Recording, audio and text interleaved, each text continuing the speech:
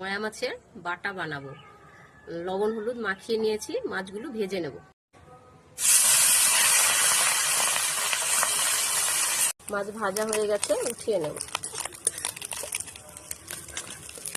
তেলে দেব কালো জিরে আর দেব রসুন, পেঁয়াজ, কাঁচা লঙ্কা দিয়ে একসঙ্গে ভেজে নেব।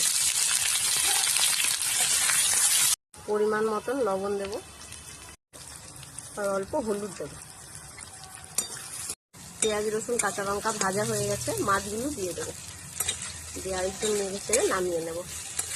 ঠান্ডা হয়ে গেছে, বেটে নেব।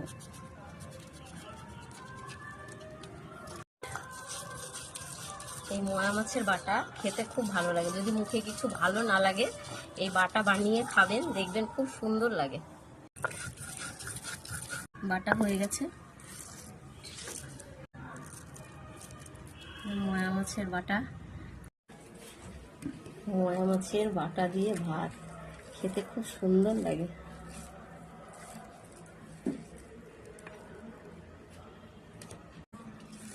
বানিয়ে না খেলে বোঝা যাবে না, এত সুন্দর খেতে।